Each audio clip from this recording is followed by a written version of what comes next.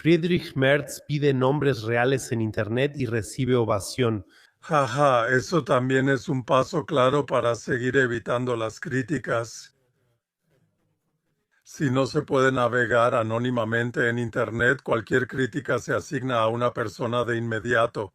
Vivimos en una época donde todo se registra y pueden crear perfiles psicológicos de cada persona.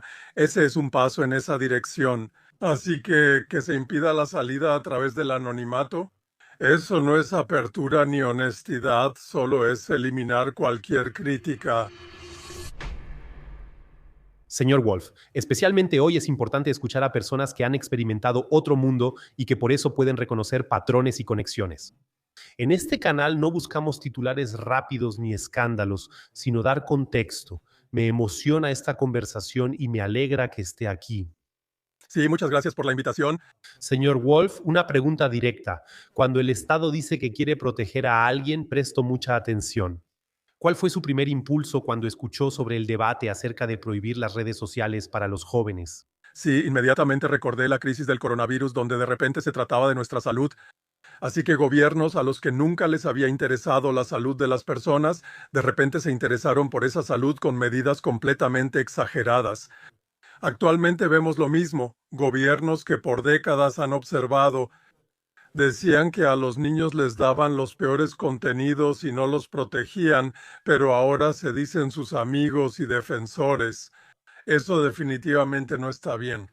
Como exprofesor de preparatoria he disfrutado mucho el debate. Aquí nunca se trata de los jóvenes. Si realmente se tratara de los jóvenes, se empezaría por el consumo de azúcar, se hablaría de la comida en la cafetería escolar, se pensaría en el ejercicio, en el sueño, en la estabilidad mental. Eso se sabe hace décadas, pero nunca se ha hecho nada. Mi impresión, señor Wolf, es que la hegemonía de los medios públicos está desapareciendo y la democracia solo tolera cierta verdad. Los jóvenes no son tontos, cuestionan y ya no creen en las narrativas públicas. Y yo opino que los jóvenes deben ser protegidos de votar por la AfD, los jóvenes deben ser protegidos de ver lo que está pasando en Gaza, los jóvenes deben protegerse de otras perspectivas. ¿De verdad cree que también se trata un poco de recuperar ese control de la información? Creo que no se trata de los jóvenes, ¿no? Sino de registrar biométricamente a las personas. Si lo piensas, ¿cómo identificarán a estos jóvenes? Ya sea con identificación digital o escaneo de iris, ambos son pasos previos para la identificación biométrica de cada persona. Quieren llevarnos justo a eso, a crear un sistema digital sumamente dictatorial. Y ahí quieren meter a todos, o sea, los jóvenes solo están empezando. Eso es algo parecido a lo que pasa ahora con los refugiados. O sea, vimos esa tarjeta para refugiados, esa tarjeta que estaba programada y donde el uso estaba restringido. Eso tampoco tenía que ver con los refugiados, ni se trataba de proteger al Estado de gastos adicionales, sino que todo va en la misma dirección, que todos seamos registrados biométricamente para su control total en un sistema que ya no se puede controlar normalmente. La generación actual es muy inteligente y tiene opciones que antes no existían. El Estado ya no controla la opinión pública. Los jóvenes ven lo que ocurre en las escuelas y votan por el partido azul, ya que notan que las mentiras de los medios no cuadran. Porque ven TikTok e Instagram. Señor Wolf, en Estados Unidos hicieron lo mismo. Siempre se ha dicho que los chinos quieren espiar de algún modo, y luego pusieron a un director ejecutivo sionista que censuró completamente todos estos temas sobre Gaza, sobre Epstein y así sucesivamente. Y creo que eso va a pasar igual en Alemania. El guión es el mismo. Los políticos están copiando todo tal cual y ahora quieren implementarlo en Alemania. Muy rápido, antes de que sigamos. El 93% de ustedes ve esto seguido sin suscribirse al canal. Si notas que este tipo de conversaciones te aportan algo, por favor suscríbete, eso ayuda al canal más de lo que crees. Ahora seguimos con la conversación. Lo importante es que la gente, sobre todo los jóvenes, siga en el sistema. Debemos considerar que si los jóvenes son atraídos por la AfD, no es algo positivo, porque la AfD va a llevar a cabo exactamente la misma política que el señor Trump está llevando a cabo en Estados Unidos. Alemania seguirá en la OTAN, impulsará el armamento e introducirá el servicio militar obligatorio. Los están presionando de un lado a otro. Pero lo que no se dan cuenta es que siguen dentro de este sistema, y este sistema está dominado por las grandes empresas de tecnología y las grandes compañías financieras. Ahora se protege a los jóvenes, Wolf. ¿Cómo se obliga a los adultos a usar la identificación digital? Sí, ya se han hecho los preparativos para eso, así que la identificación digital en la zona euro llegará este año. Al principio, por supuesto, parecerá que todo esto es voluntario, pero en algún momento dirán que sí, lamentablemente lo voluntario ya no es suficiente. Es similar al servicio militar obligatorio. Primero es voluntario, luego obligatorio. Siempre hay etapas y el objetivo final es sencillo. Es decir, identificar digitalmente a cada persona no solo aquí, sino en todo el mundo de la manera más eficiente posible. De esa forma pueden silenciar a cualquier crítico. Hoy se puede controlar a la gente como nunca antes. La esclavitud en Roma o Grecia antigua parece un evento inofensivo del Ejército de Salvación en comparación. Eso será el control absoluto y total que estas personas tienen en mente. Si todo esto realmente funcionará o si realmente se implementará, depende de la resistencia de la gente. Hasta ahora, esa resistencia no ha sido particularmente grande, pero aún así veo que se avecina un tiempo en el que esa resistencia crecerá enormemente. Personas muy estrictas con el coronavirus están en estos cargos, como Hendrik Streeck, que ahora se presenta como protector de la juventud. Eso es manipulación psicológica pura. Se usan los mismos actores que antes promovieron esa narrativa, ahora con otro tema. Sí, eso está hecho de forma astuta. También se nota que muchas personas activas en la escena alternativa durante el coronavirus, que ahora de repente dicen cosas que realmente nunca hubieras creído que llegarían a decir. La gente es absorbida por este sistema y probablemente recibe algunos privilegios. No creo que el señor Stick lo haga gratis, también recibirá recompensas. Por ejemplo, Karl Lauterbach está totalmente desconectado de la realidad de muchas personas. En los últimos años ha sido muy controvertido. ¿Ahora recibirá un puesto en la OMS? ¿Cuál fue su primera reacción al respecto? Sí, encaja porque la OMS impulsó la crisis del coronavirus y Lauterbach fue un sirviente muy sumiso de la OMS. Implementó exactamente su agenda aquí en Alemania, nunca hizo una pregunta, es decir, bloqueó toda resistencia. Es un burócrata ideal sin carácter que solo cumple lo que se le pide. Así que le digo abiertamente, señor Wolf, en los últimos meses me he sentido avergonzado en cierta medida de ser alemán. Sí, y por favor no me malinterprete. Amo este país, soy patriota, me encanta Alemania, pero nuestros políticos me avergüenzan. Sí, esa sumisión y doble moral, especialmente con Israel, Ucrania o Irán. No importa el problema, cientos de miles mueren en algún lugar y los políticos alemanes solo hablan de ello. La política y la situación son complejas y difíciles de evaluar y yo creo que lo que estamos viviendo en este momento es una especie de quiebra moral por parte de la mayoría de los políticos de todos los colores. Pero eso no solo aplica para Alemania, aplica igual para todos los demás países, igual para Francia, igual para Italia y sobre todo para Estados Unidos. Imaginen, en Estados Unidos hay un presidente más corrupto que los anteriores que favorece a su familia con un nepotismo extremo, que prácticamente como un rey sol ha puesto a la gente a su alrededor que le beneficia. Entonces no hay que olvidar que fundó una empresa durante la campaña electoral, World Liberty Financial. Uno de los directivos de esta empresa es el hijo del señor Witkoff, que es su asesor para Medio Oriente y su asesor en la Franja de Gaza. Su yerno Jared Kushner, que solo está en política por casarse con la hija de Trump, no tendría nada que hacer ahí. Puede participar en todo tipo de reuniones realmente importantes relacionadas con guerras en el mundo. Y el padre de Jared Kushner es además el embajador de Estados Unidos en Francia y en este momento está causando una gran distracción con su disputa con el señor Macron. O sea, no puede haber más nepotismo que bajo Trump, ¿eh? No es posible. Y todos esos aduladores que lo rodean, la verdad es que me dan el mismo asco que todos esos aduladores aquí en Alemania. Friedrich Merz pide nombres reales en Internet y es ovacionado. Sí, sí, eso también es un paso claro para seguir evitando las críticas.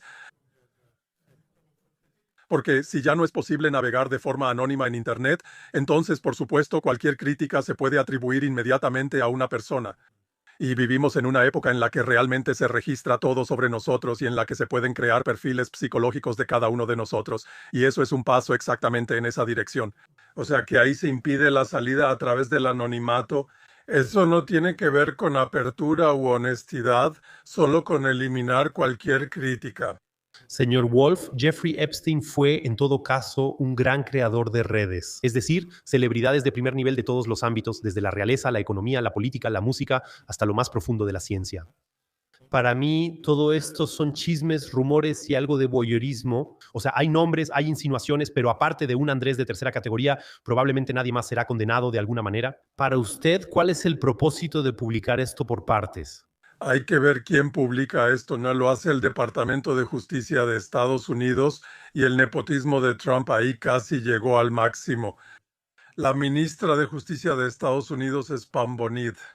Ella fue fiscal general en Florida, luego representó a Donald Trump como abogada en el año 2020, después trabajó para una ONG que impulsó la elección de Donald Trump, o sea, se volvió su cabildera y hoy es ministra de Justicia.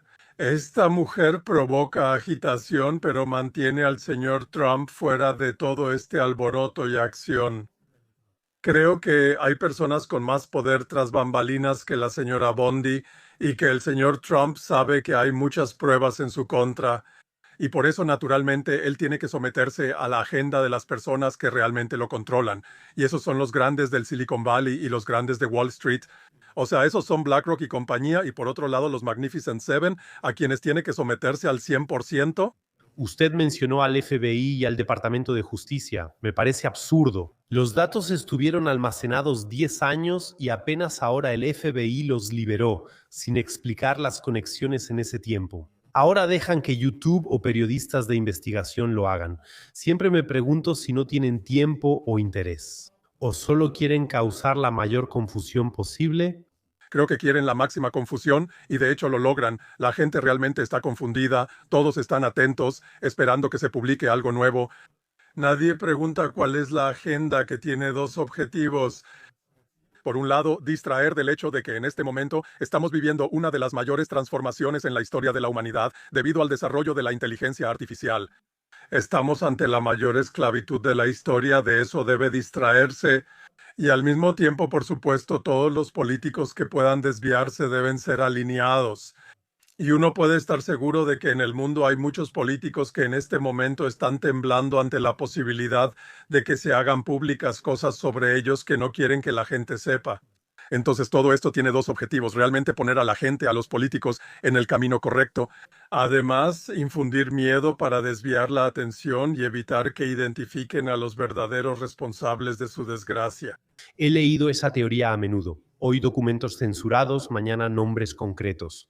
A todos los políticos se les mostró tarjeta amarilla para que participen y no se rebelen. Sí, exactamente así es. Ahora usted ya esbozó un poco cuál es el plan detrás de esto. He leído varias veces, transhumanismo. Usted también lo mencionó varias veces hace un momento.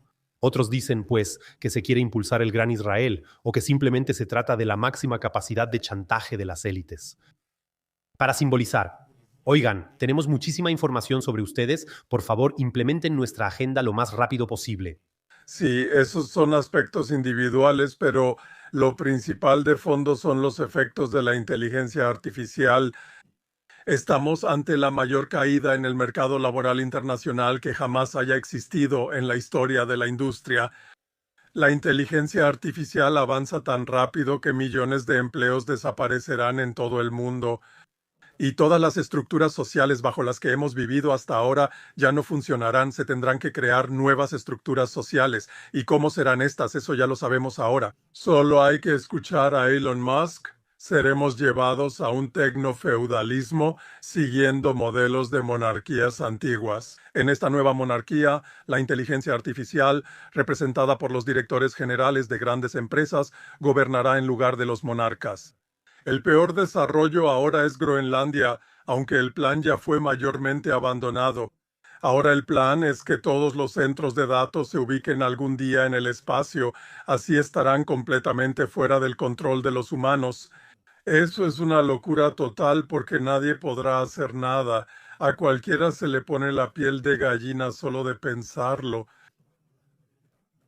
Si eso pasa, sería el fin de la humanidad como la conocemos. La semana pasada leí que en Estados Unidos por cada contratación hay 20 despidos. Eso es increíble. Aquí también a veces manipulan u ocultan esas cifras. Eso es una avalancha que se avecina. En los próximos meses veremos la llegada de robots humanoides. Al principio, eso incluso podría causar una pequeña ola de entusiasmo entre los jóvenes que irán a algunos cafés solo para ser atendidos por robots humanoides, pero ellos también se darán cuenta rápidamente de que ya no habrá trabajos para ellos. Por el momento, en Alemania, principalmente los trabajos de entrada se ven afectados, que son los que están en la parte más baja de la sociedad. Entonces, quienes hasta ahora han trabajado como almacenistas o personal de limpieza o algo así, en el futuro cercano ya no encontrarán trabajo, y las personas que ahora están buscando empleo tampoco encontrarán ninguno. Eso incrementará la criminalidad de pandillas, sobre todo entre jóvenes, y hará que la situación en nuestras grandes ciudades sea muy desagradable. Vamos a experimentar grandes impactos por los avances en inteligencia artificial que el ciudadano común aún desconoce. Hace poco hablé con un profesor de inteligencia artificial. Creo que los robots humanoides, sobre todo en el cuidado, son geniales. Prefiero hablar con uno que con un trabajador de la salud sobrecargado, que quizá ni hable español y me trate con superioridad por estar tan agotado. En algunos aspectos de la vida también puede traer cosas positivas. No lo creo, porque las personas se acostumbrarían a hablar con máquinas en vez de humanos. Entonces la soledad llegará a un nivel muy alto, el contacto humano normal desaparecerá en gran medida. Y debo decir que ya tengo 75 años y empiezo a sentir poco a poco lo que sucede en el cuerpo con la edad. No quisiera sentarme frente a un robot humanoide. Prefiero discutir con una enfermera que estar frente a un robot que cumpla todos mis deseos y sepa lo que quiero. Lo mencioné brevemente hace un momento. Hace poco perdí a una persona muy, muy importante para mí en un asilo de ancianos. Y ahí tuve la oportunidad de ver cómo podrían ser las cosas en un asilo de ancianos. Como adulto, en algunos momentos, me hubiera gustado tener un robot humanoide en lugar de una enfermera súper gruñona que se la pasa quejándose. Es una evolución muy triste en nuestra sociedad, porque esos asilos de ancianos son centros de lucro y la mayoría de los ancianos no pueden defenderse ahí. Tengo un amigo de 95 años que vive en uno de esos asilos, incluso en Suiza, o sea, en un asilo muy lujoso, al menos por fuera parece muy lujoso, pero ahí vive en condiciones insoportables y es explotado. Esto muestra cómo ha cambiado nuestra sociedad y el poco respeto que hay por los valores humanos. Estoy totalmente de acuerdo con usted. Me parece indigno tratar así a quienes construyeron este país. Al final te desarman y cuando no queda nada te sacrifican. Mencionó a Elon Musk, quien hoy es más rico que 21 países y pronto será billonario. 1 billón es una cifra que muchos no pueden imaginar. También debo sentarme y calcularlo.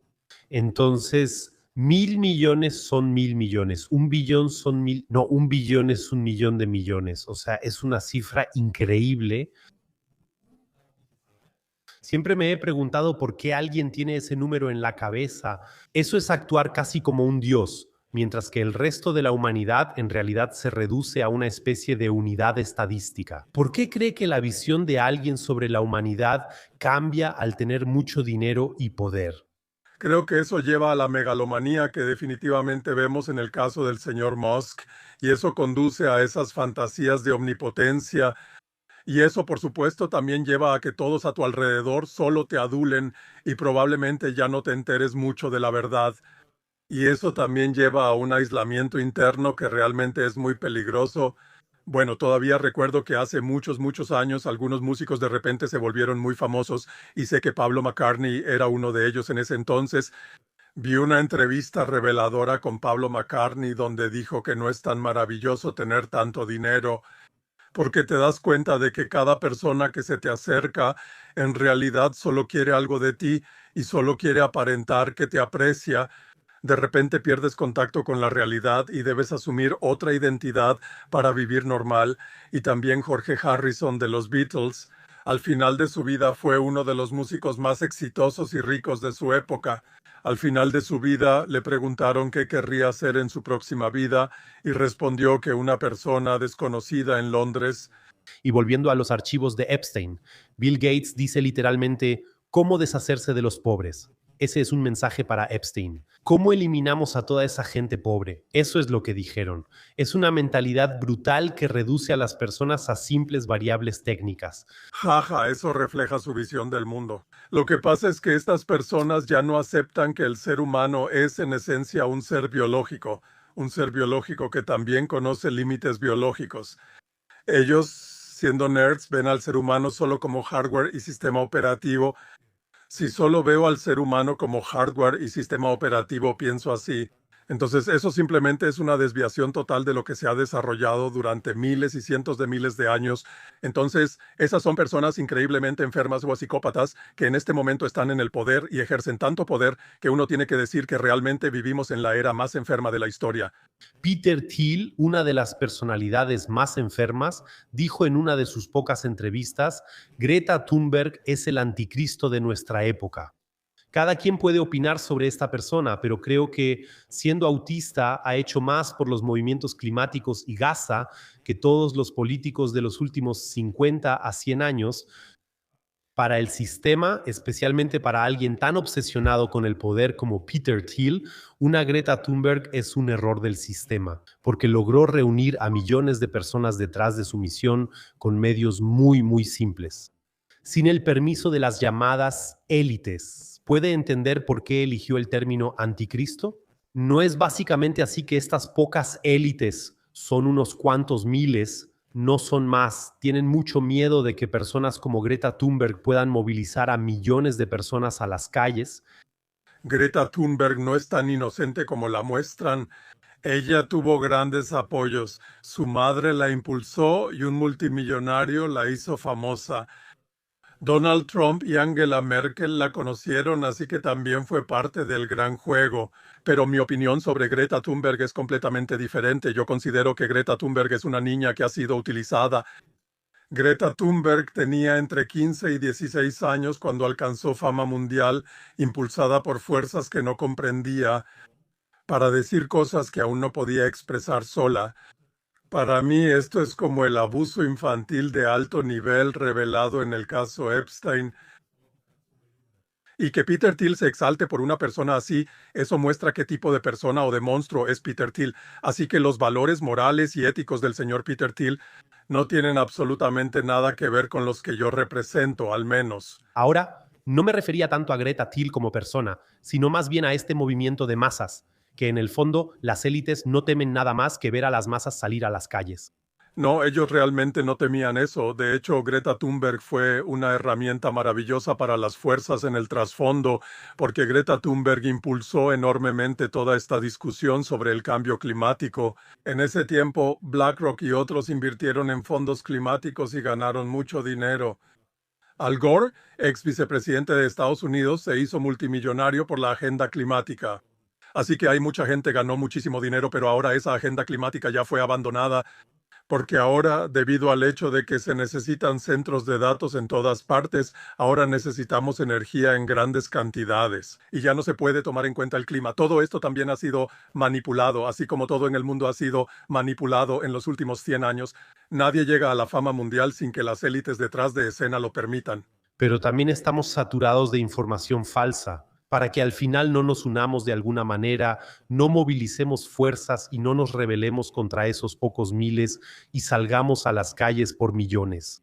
Nos están jalando de un lado a otro. Primero nos imponen una agenda, luego la contraria, y a nadie le importa que en este momento la ideología oficial sea exactamente lo contrario de la ideología anterior.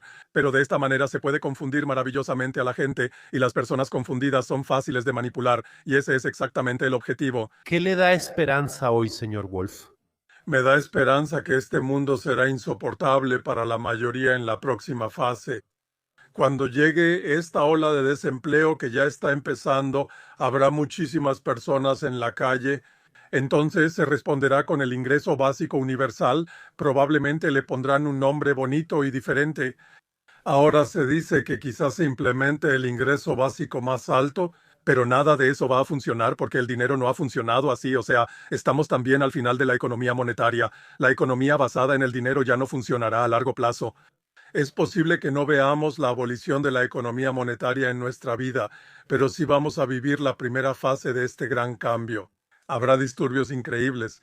Y en tiempos turbulentos el ser humano siempre ha encontrado de alguna manera una salida, y yo espero que también en estos tiempos el ser humano encuentre una salida.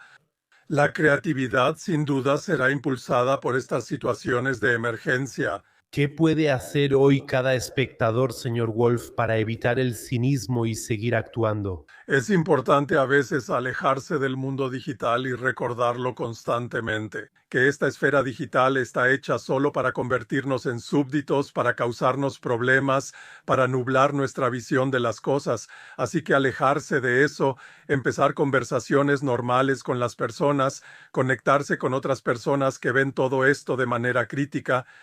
Esa es la mejor forma de protegerse de estas influencias. Señor Wolf, gracias por su claridad y tiempo. Esta conversación fue de orientación, no de miedo ni indignación. Gracias por ayudar a poner en contexto y mantener la calma. Y a los espectadores, gracias por quedarse. Hoy no fue una charla fácil. Siempre les digo, hagan su tarea, cuestionen todo, incluso lo que dijimos hoy. Quédense solo con lo relevante para ustedes y dejen lo demás. Y si esta conversación ayudó a que todos seamos un poco más conscientes en este mundo, a que miremos más de cerca, entonces definitivamente cumplió su propósito. Gracias por su atención y por pensar con nosotros.